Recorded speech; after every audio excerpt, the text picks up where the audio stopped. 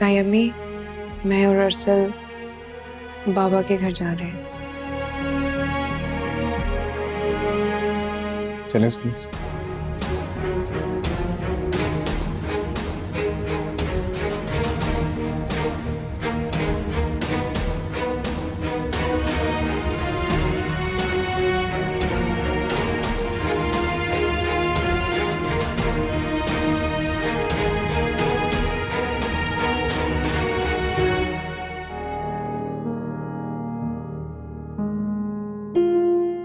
Relax बस। तुम चाहो तो जजान से बात कर लो। थैंक यू अरसल, बट मुझे ऐसा लगता है कि तुम्हारे होते हुए मुझे किसी से कोई बात शेयर करने की जरूरत नहीं है। चले, I take it as a compliment. फिर तुम्हें किसी अच्छी जगह से नाश्ता करवाऊं? हाँ, लेकिन मेरा नाश्ते का दिल नहीं है। लेकिन यार मुझे बहुत भूख लग रही है।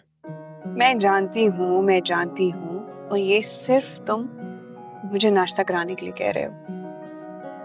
अब अगर बात समझ ही गई हो तो मान जाओ। ठीक है, चलो। वैसे मैं सोच रहा था, तुम्हें नहीं लगता कि तुम्हें अपनी डिजाइनिंग वाली फील्ड दोबारा से स्टार्ट करनी चाहिए? हाँ, बिल्कुल सोचा जा सकता है। क्या तुम चाहते हो? तो आपको आपके अरसल पर डाउट हो रहा है? खुद पर यकीन दिला रही हूँ, क्योंकि तुम पर जितना नाज करूं उतना कम है। माशाल्लाह माशाल्लाह माशाल्लाह। कहते हैं अपनों की भी नजर लग जाती है, प्यार की भी नजर लग जाती है।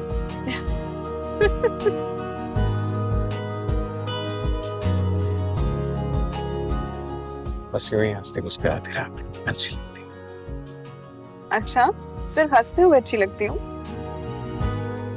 हमेशा हमेशा अच्छी लगती है।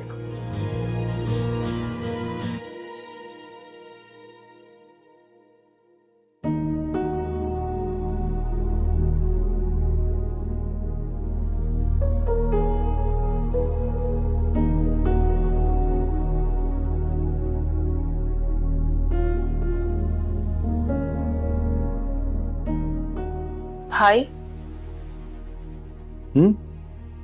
क्या हुआ नाज़ो? कुछ कहना है? कहना नहीं, पूछना है आपसे। कैसे किया आपने?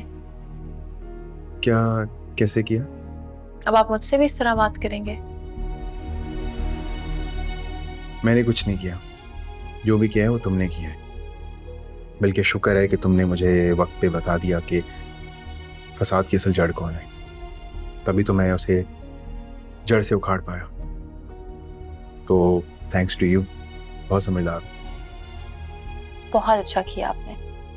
अब वो बाहर की औरतें हम बहन भाइयों का दिल खराब करेंगी। वो ये बात भूल रही हैं कि हम बहन भाई हैं और हमारे दिल एक साथ धड़कते हैं। और इसलिए तो मुझे बिल्कुल अच्छा नहीं लगता कि आपकी कोई इंसल्ट करे। आपने बहुत अच्छा किया उसको मुंह तोड़ जवाब देके। आज के बाद आपकी इज्जत पे कोई बुरी नजर नहीं रखेगा। तुम्हारे होते हुए ये हो भी नहीं सकता। बहुत समझदार हो गई हो तुम अपने बड़े भाई को एडवाइस दे रही हो। ये दिन भी आना था। काश अरसल भाई भी मेरी कोई सुन लेते। वो तो मेरी कोई बात नहीं समझते। और सुंदर सापी उनको हम सबसे दूर करना चाहती है। अरे हंसते बसते घर को तोड़ना चाह रही हैं वो। क्यों परेशान हो रही हो तुम? उसके बारे में मत सोचा करो। हम हैं ना। अच्छा फिर एक काम करते हैं, शॉपिंग पे चलते हैं। अच्छा, तो मैंने कहा कि मैं हूं इसलिए तुमने कहा कि शॉपिंग पे चलते हैं। हाँ? जी, कहाँ जाना है? मॉल चलते हैं।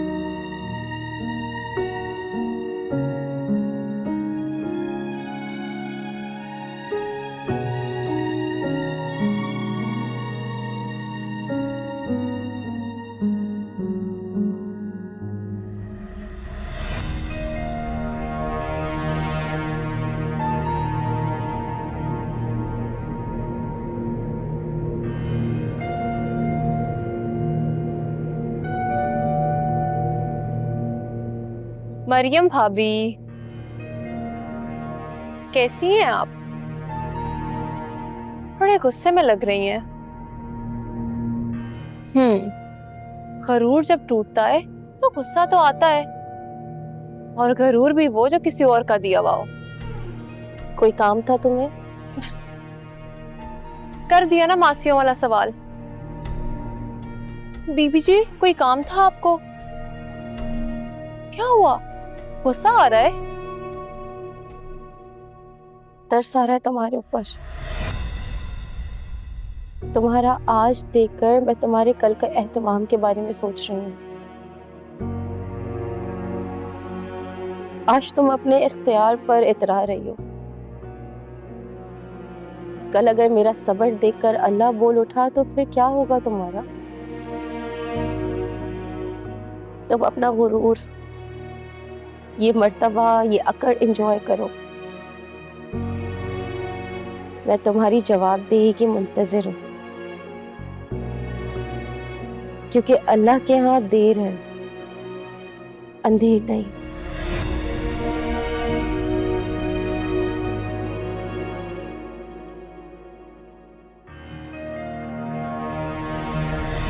जब छोटे लोगों के काम नहीं होते ना, तब ऐसे ही खुदा को दरमियान में ले आते हैं।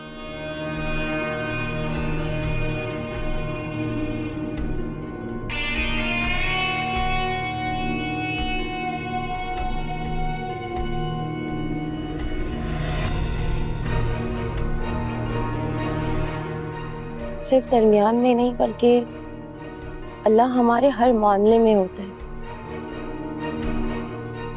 जिसे तुम बड़े लोग ये बात भुला देते हैं।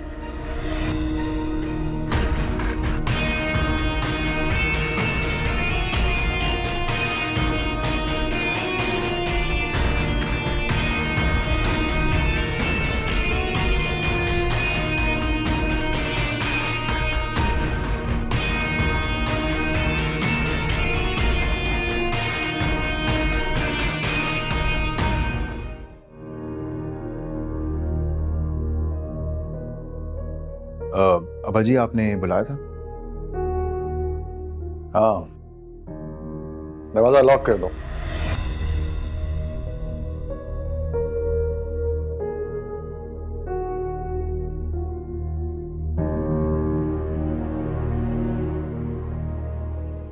जी अब्बा जी, बताएं।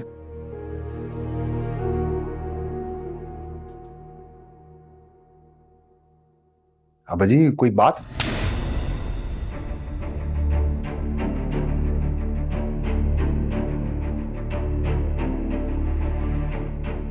काश ये थप्पड़ मैंने सुंदस की शिकायत पर तुम्हें उसी दिन मार दिया होता।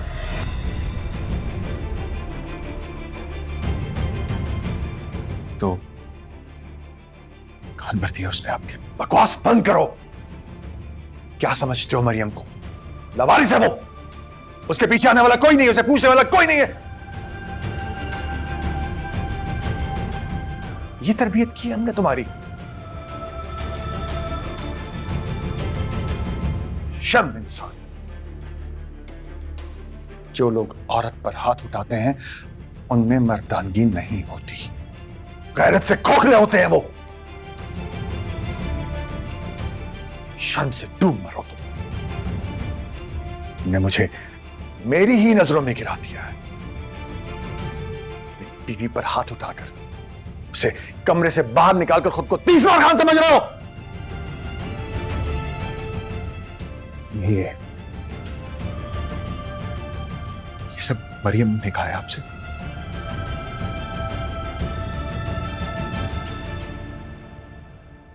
क्यों शर्म आ रही है सब कुछ अपने बाप के मुंह से सुनकर?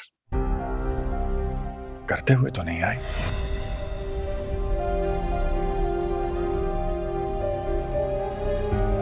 एक बात कान खोलकर सुन लो उमर, तलाक देना तो दूर,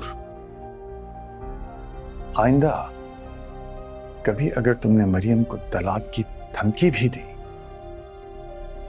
या फिर से ऐसी कोई नीच हरकत करने की कोशिश की, मैं तुम्हें आग कर दूंगा। निकाल दूंगा इस घर से, और तुम जानते हो कि तुम्हारा बाप अपनी जबान के लिए कुछ भी कर सकता है। ये बात याद रखना। जाओ यहां से, जाओ।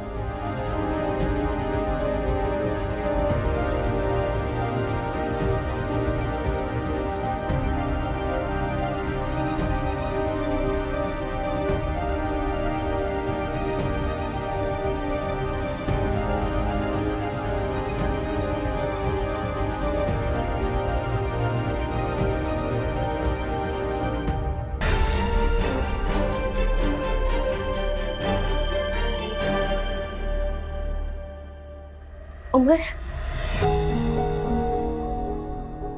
तुम क्यों आई हो तुम यहाँ? क्यों आई हो तुम यहाँ? क्या क्या हुआ है उमर? तुमने मेरी जिंदगी अजाब बना दी है यार। जब से तुम मेरी जिंदगी में आई हो, मैं जलील होता जा रहा हूं। कभी अपने भाई के सामने, कभी अपनी भाभी के सामने, और आज मेरे बाप ने मुझ पर हाथ उठाया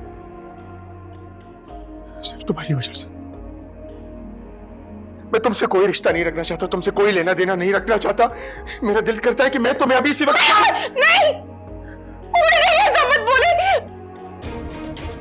मुझे बताइए, मुझे बताइए मेरा कसूर क्या है। मुझे मेरा कसूर बताइए ना। मेरा कसूर क्या है यार?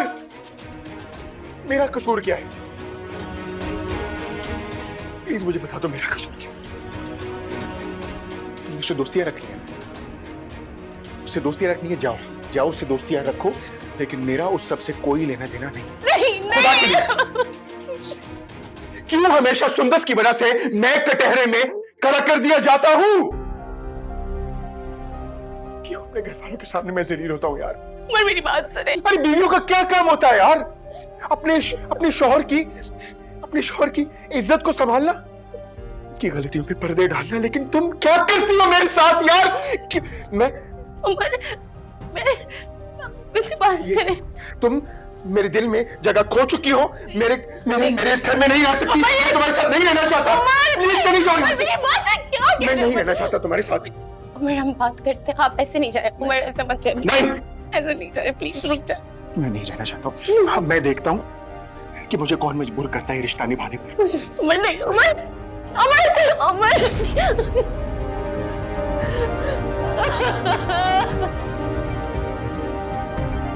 अल्लाह, या अल्लाह।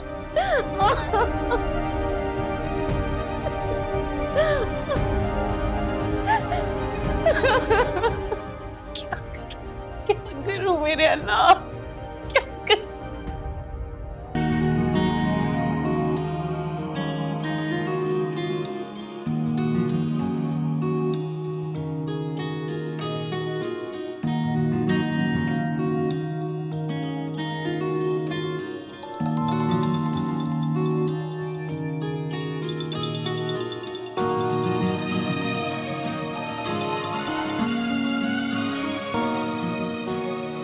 अस्सलाम वालेकुम। वालेकुम अस्सलाम। My future spouse. जनाब बड़े खुश लग रहे हैं। अरे खुश क्यों ना हूं मैं, तुम मेरी जिंदगी का हिस्सा जो बनने जा रही हो। आज ऑफिशियली हमारी शादी की डेट फिक्स हो गई है। अब कल से हमें शादी की तैयारी डिस्कस करनी है। अरे वाह, आप तो बहुत ही समझदार हैं। पहले से ही जानते हैं कि मैं अपनी पसंद की चीजें खरीदती हूँ। तभी तो मैडम इस नाचीज को आपके लिए मुंतखब किया गया है। बस अब आप ये बात भूलिएगा नहीं, आप नाजो का इंतखाब है। नाजो को कभी इग्नोर मत करिएगा। तुम टालने वाली चीज ही नहीं। वाचन, आप इश्क में शायर भी बन गए। चलो आज तुम्हें फर्स्ट टाइम एक शेर सुनाता हूँ जो खास तुम्हारे लिए मैंने तैयार किया।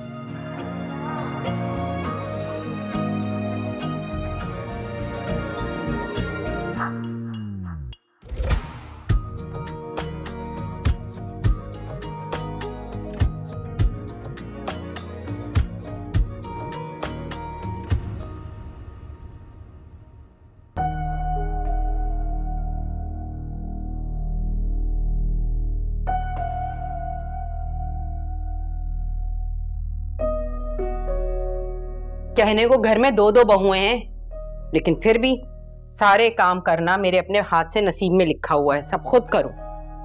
एक बहू मैके गई हुई हैं, दूसरी कमरे में आराम फरमा रही हैं। हमारे नसीब में यही रह गया है, इस बुढ़ापे में हम खुद काम करते फिरें। हाँ, तो हुस्ना भी को फोन क्यों नहीं करती हो? हुस्ना भी जिस तरीके से वो इस घर से गई हैं, उसके बाद हमारा मुंह है कि हम उन्हें कॉल कर सकें। तो कोई और मुलाजमा देख लो। जब बहुएं नहीं थी तब भी तो मुलाजमा ही काम करती थी ना। कहाँ जरूरी है कि बहुओं से मुलाजमा वाले काम लिए जाएं? वाह, क्या बात है इसहाक साहब आपकी। आपका सोचने का तो अंदाज ही बदल गया। यानी बीवी के लिए सोचने का तरीका कुछ और बहुओं के लिए कुछ और ही तरीका। क्या बात है। मतलब घर की औरतों की सहूलत की चीजें दिखाई देने लगी आपको अचानक। इतनी खूबसूरत तब्दीली, क्या बात है। हाँ, इसलिए कि मैं चाहता हूं हमारे बेटों के साथ हमारी बहुएं इस घर में सुकून से रहे। देखो सुभाष, याद रखो, जिस घर में बहुएं सुकून से नहीं रह पाती ना, वहां से बेटे हिजरत कर जाते हैं। मेरा आपसे बहस का कोई इरादा नहीं है, वैसे भी मैं इसमें जीत ही नहीं सकती। बस इतना बता दूं कि आपने कहा था राहिम को लेकर चली जाना और सामान ले आना सादिया बहन के घर जाने के लिए, तो आपके बेटे का सुबह से कोई अता पता नहीं। क्या हो गया, मैं ले जाता हूं तुम्हें। आप लेके जाएंगे? तो क्या पहली बार लेके जाऊंगा? नहीं। ठीक है, मुझे बस चाय पिला दो, चलते हैं फिर। सही है, आप चेंज कर लें, मैं चाय बना कर ले आती हूँ। नहीं, मैं ठीक हूं ऐसे ही, बस तुम चाय ले आओ। ठीक है।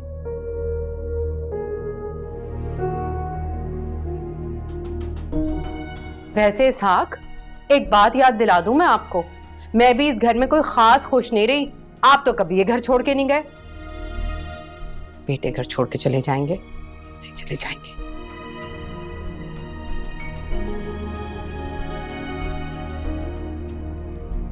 अम्मी, नाजो। हाँ? घर वाले कहाँ हैं सारे?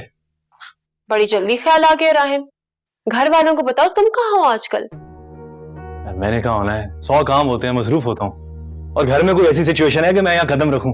हर रोज तो कोई नया हंगामा होता है, कभी मरियम भाभी के इश्यूज, कभी सुंदर साहब के इश्यूज। एक बात बताओ, घर में इतनी लड़ाइयां क्यों हो रही हैं?